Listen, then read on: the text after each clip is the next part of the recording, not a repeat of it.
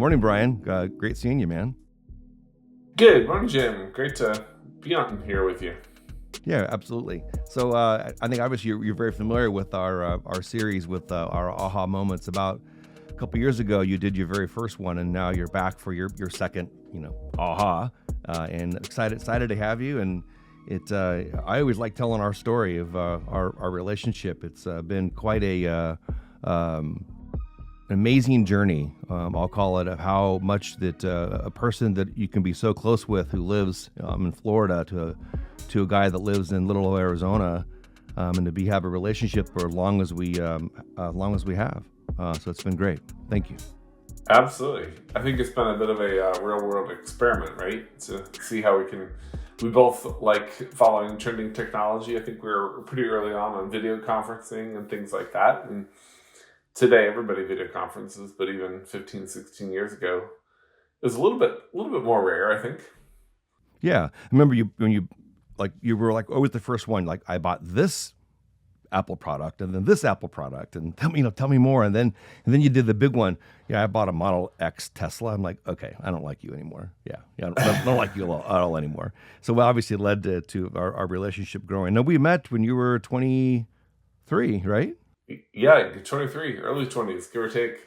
Yeah. You're 39 now? Yes. Yeah, so I met Brian and when he was 23. He was single, no kids, and now he's got 4 boys. Ranges from 4-month-old, his littlest, to his oldest boy, who is now 8. And it's been amazing to watch this journey of him with his wife, and then with the kids, and the being committed to family first. It's just been remarkable, and I appreciate you for that immensely, Brian. It's great to watch you be a dad first. Well, thank you. And you've been a big encouragement over the years, too. Well, thank you. So today we're going to switch things up just a little bit. I'm going to ask you, essentially, going to lead into 3 questions, and the 3 questions all kind of stem from leading to what I'm going to call the aha moment. And the first question is, when you were young, what kind of early influence or lesson did you learn in your early part of your stage of your life that really kind of crafted you to become who you are today? Great question. So I'll share a little bit of background, but you know a little bit that I did grow up in a couple of different countries. I was born and raised in Haiti, doing nonprofit work, spent some time in Russia, Eastern Europe, bopped around to 30 different countries, doing different types of nonprofit things. And although we could probably talk for an hour or two on that, I actually really like your question, because it really taught me to be scrappy and literally work with what I had. So in Haiti, we had no electricity. And so everything from entertainment to toys, like my dad, I remember him actually making toys out of wood in the wood shop for me to play with, because there was not a store. Like, you could not go and just grab a car or a dump truck or something to play with, right? And then as technology evolved, I remember getting into computers and into tech, probably when I was in the Europe area, kind of come back to the US. I think I just had that mentality, and that's carried forward all the way to now, to where I'm almost 40, that I will first look at how to solve the problem with what I have, instead of just defaulting to that problem cannot be solved. So I think it's made a pretty big impact on me. So when you said that people heard you grew up in Haiti and you didn't have electricity. How long did you live as a child with no electricity? 8 years. 8 years. So these 8 years of your life, learning to do things very basic, to get to that very first step, and you use that same philosophy today. I do. Most of my default options, in fact, I was just having a conversation yesterday with someone that, if I'm trying to solve a problem, I think I still default to the answer that the problem can be solved, and that I must have something available in my tool set that has to be solved to be able to use it. And I don't necessarily know that I'm necessarily smarter or more resourceful than everybody or even more people. But I do think that mentality does matter, because it's easy for, especially us Americans, to say, well, oh, we can't do that. We're just going to run to the store and grab this, or we're going to go buy this or whatever. And the reality is, in business and personal life, there's a lot of times where we might actually have the resources. We just have to kind of sit down for a second and think through, okay, how do we actually do that? And sometimes it's easier than you might think. Interesting. So back to that, those basics, the basics you used that built the foundation in which you continue to use today. Yes, exactly. Fascinating.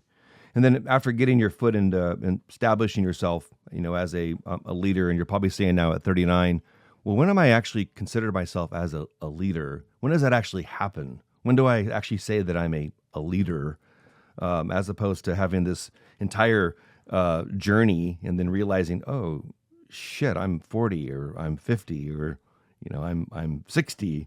Wow, I've got my first gray hair, or, whatever. Is when you actually say that, I'm now a leader, and defining yourself as a leader.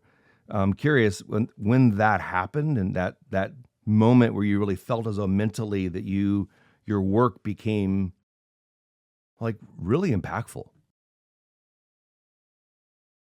Well, I don't know that I've even thinking of today that I have made it by any means. I remember taking I figured it was a class or a quote or something. I couldn't tell you exactly where it was attributed to, but it is like a memory thing stuck in my mind that I learned in college, that the only common denominator or the most common denominator across all leaders is that they have followers.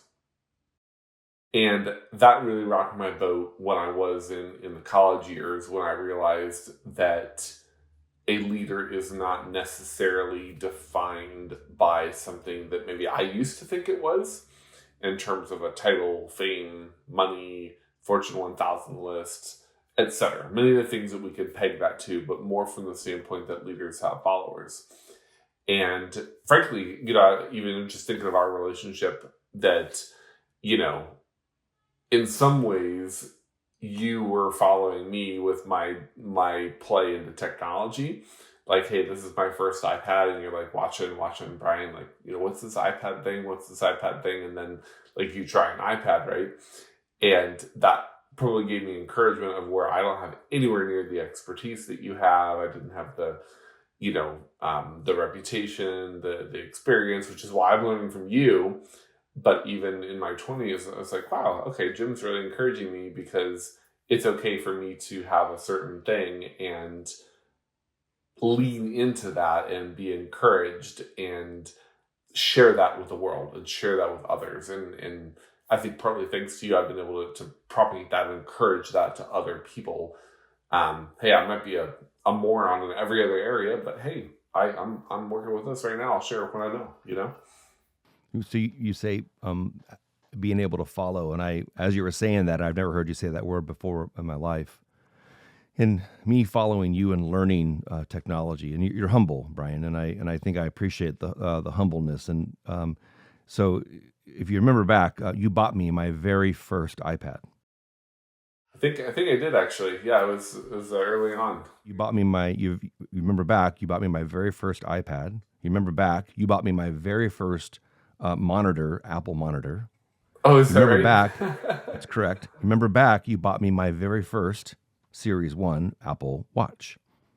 So these gifts. I forgot about that. Yeah. Over time, and obviously as an inspiration of learning what the word FSD meant, and Series 2, which is full self-driving, now owning 2 Teslas, and you've gone through your Tesla and moved on to other, bigger and better things. But I think all the time when we communicate, you've always talked about, and we always kind of started off with, have you heard about the new latest and greatest X? And do you have Y? And here's why you should to be able to do that. But you also mentioned that kind of learning and technology, and I think it's back to the humble word that you use. The company you founded, that you end up selling, I believe when you were 28, it became the fifth most successful traded company on NASDAQ? Yes. We were ultimately bought by HP, right? So, a lot of people didn't recognize the new name at the time, but it was a split off of HP, and they did merge with Computer Science Corporation. And the day they merged, nobody knew the name, but they were number 4 on the NASDAQ with 170,000 employees and instantly number 1 in the world. You said, well, I really haven't made it. And you were 28. The company that you sold ended up being the fourth largest company and publicly traded. Publicly traded, yes. But the largest IT company in the world. Huh. That's not making it, though, right? When you're 28. Not quite. I think people might argue the fact that I think that's pretty cool. And people, I think people want to follow that. Too. I always tell people, when they get a little incredulous, like, I was not CEO of HP, by the way. So, it was a fun ride. I learned a lot, made some mistakes along the way, but I also had no intention or interest of staying with that big of an organization, or that's not my forte, right? So, but yes, I learned a lot along the way. Yeah, maybe we should talk about one day, what is the definition of making it? When do you decide that you've made it? Who decides for you? Or is it a decision you even really have to make? If somebody says, this person's made it. Well, it was, who knows? Okay, well, that kind of leads to our... My definition, that's a really good thing. Maybe my definition, of course, I partly hate that this is being recorded because by the time we record, I might change my mind. But maybe the definition of making it, Jim, is today. Because we're not guaranteed tomorrow, right? Neither of us are, unfortunately. Yesterday's gone. Like, it's gone. It's in the books. The only thing we have is now. So in terms of making it, it's kind of how it is today. And I don't do this as often as I would like to, but I do it very often. I actually start my days with a bit of a journal, and I'll go through a couple things in my life. And I like to look at finances, fun, family, fitness. I've got a couple things, and I've started doing that this year for 2024, that I'll actually rank myself 1 to 10 in each of those areas, but I only measure it for today. Meaning, I shamefully did not do it today, May 17th, as we're recording it, but I actually have a list of all the days that I've done this. But if I had done it, or if I did it tomorrow, I would look at how my fitness is for today. Meaning, if I didn't work out or I've gained weight, then I'm actually not making it.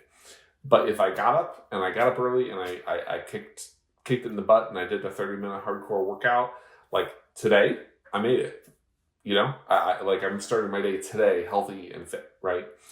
So you would score yourself. My kids are good, my wife is good, then today is what I have, So you said fitness, family, fun. Faith. What was the fourth? It's faith. Finances.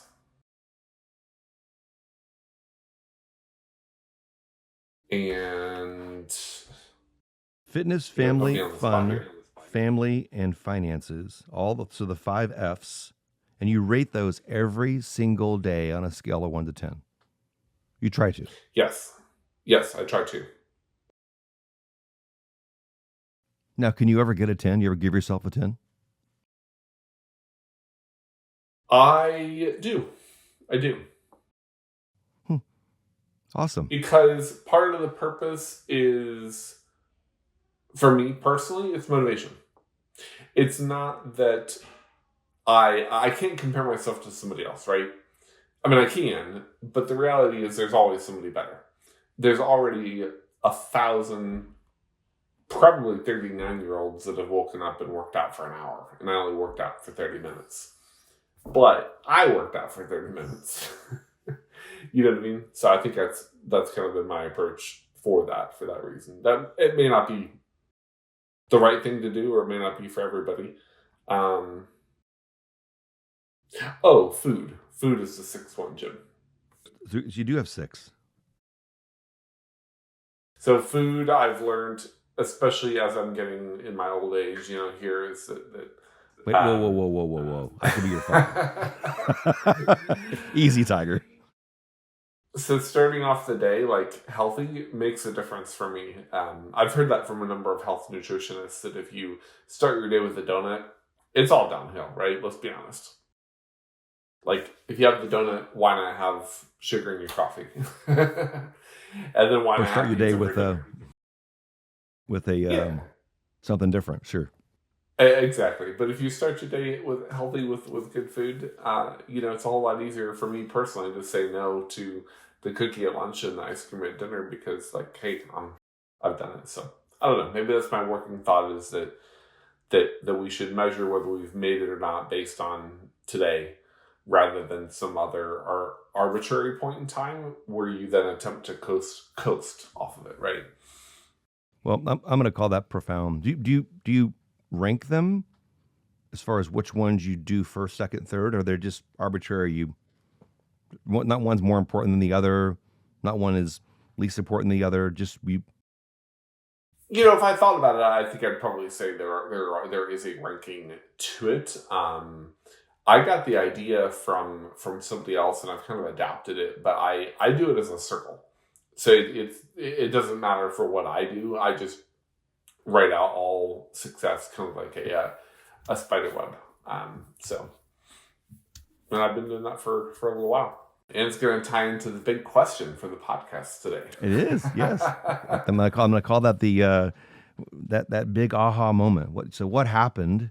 If you can name, one that or one of your favorites of something that happened to you professionally that made you say, "Oh my gosh,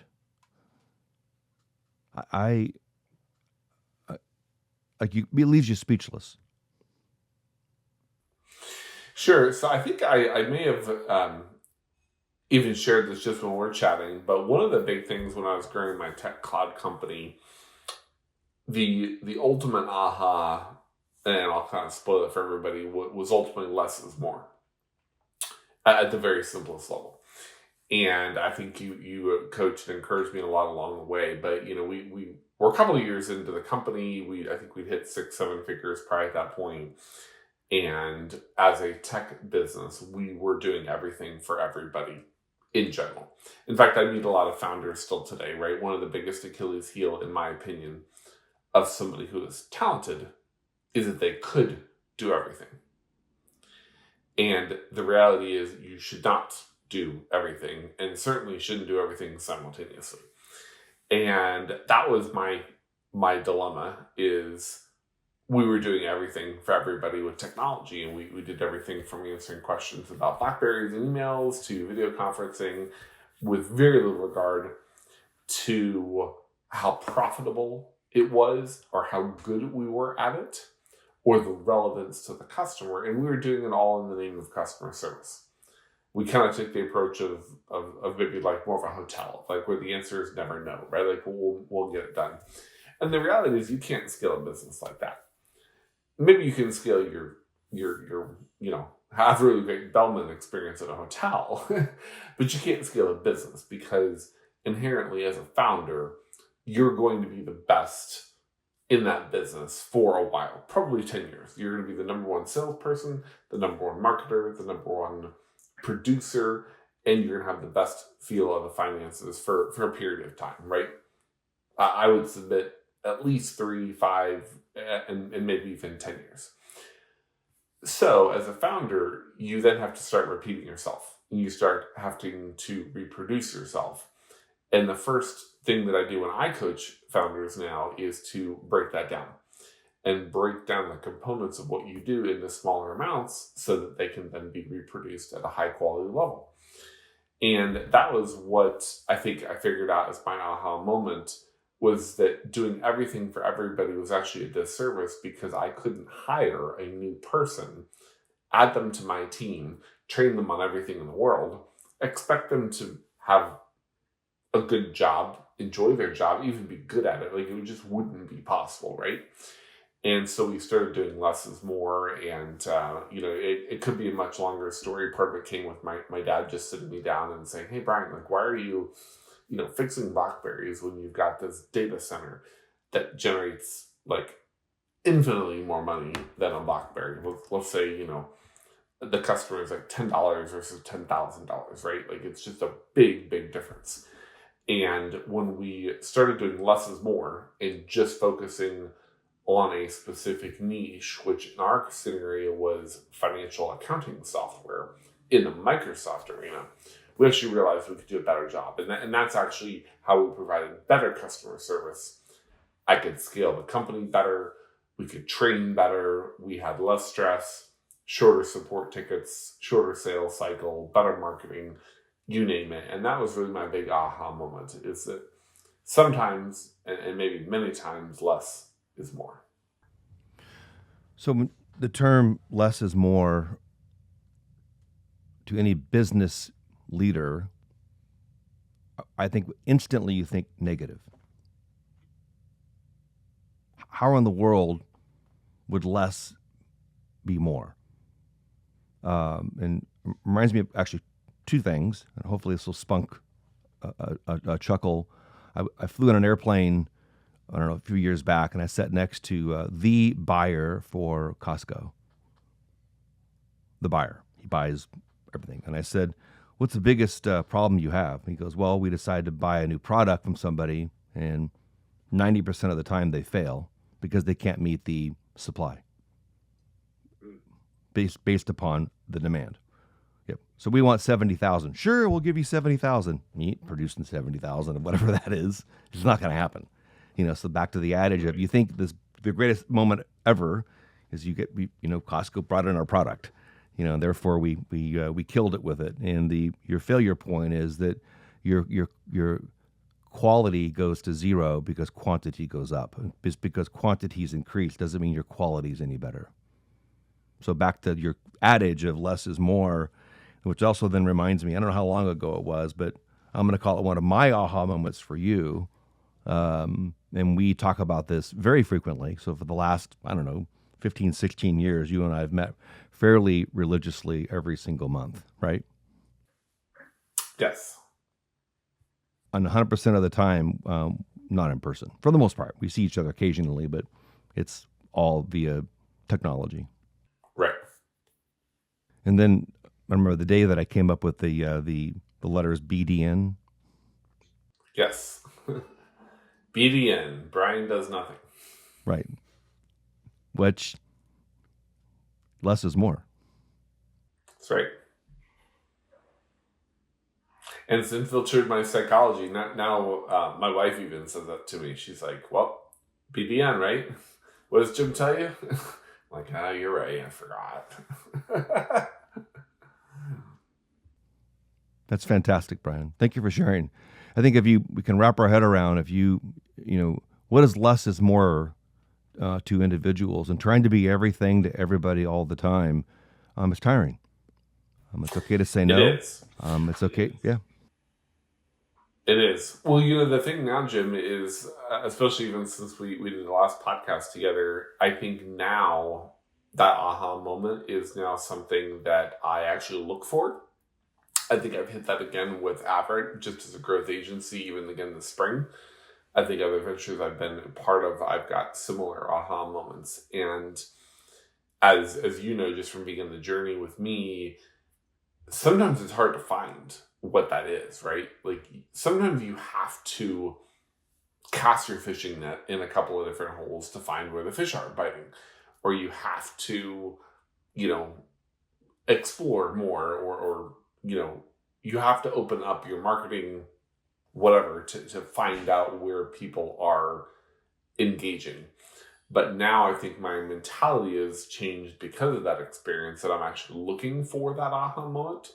I'm looking for this product. What is the thing that does resonate? And usually I'm wrong, right? Usually whatever it is that I am guessing is going to be the one thing isn't necessarily why people are buying, or they're not why they're engaging, or why they're picking up the phone. And I think it's hard for every founder, including myself, or leader, to identify what that is on their own. You almost have to have a third party look at it and help figure out what that aha is in your particular scenario for business.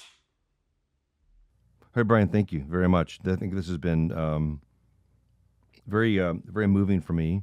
I think that if we kind of distill it into the three things, and I hate distilling it quickly as having closure. But number one, you mentioned followers, and I think that we all have a desire to innately to follow.